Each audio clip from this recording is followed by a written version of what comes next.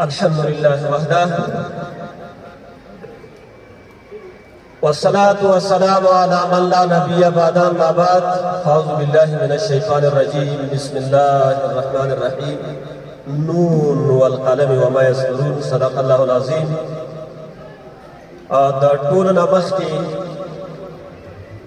د درېنور د ولسوالۍ د عملې د قریې مخورو مشرانو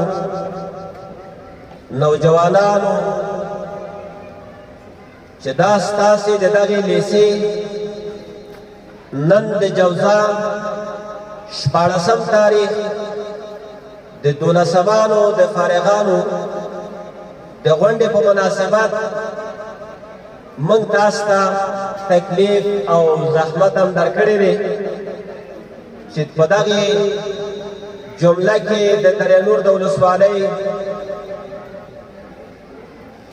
په نمایندګۍ محترم قاري صاحب حبیب او ورسره ملګري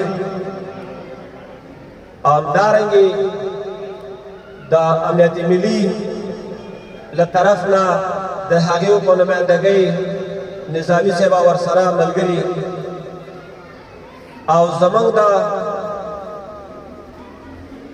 تعلیم او تربیه یا د ښوونې او د روزنې نوجوان معرف پروره شخصیت چې د هغې د راتلو په انتظار موږ او تاسې منتظر وو، جناب قاري صاحب عابد او ورسره راغلي ملګري او زموږ او ستاسې د دغې قریې نامتو عالم جناب مولوي صاحب چې ستاسې مخې ته تشریف فرما دی ناست دی او ورسره نور علما او ټول قومي مشران زموږ د دغې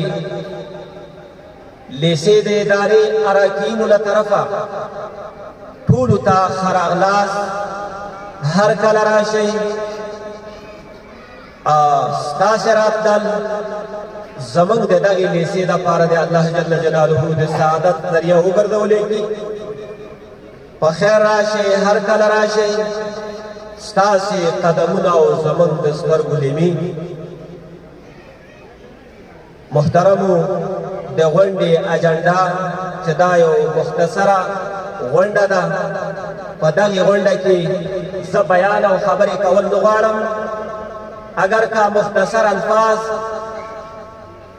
په لنډو ټکو نون والقلم وما یسطرون علماء کرام بیان وکړو. بیان منطقه راغلي مېلمانه موږ او تاسو ته وکړي او موږ به یې وایو. د ادارې له طرفه تاسې ټولو ته دا خصوصا د دغې 12م ټولګي نوجوانانو فارغینو کوم والدین د دې مسؤلین دي، هغوی ته زموږ له طرف نه مبارکي او ښه راغلاست.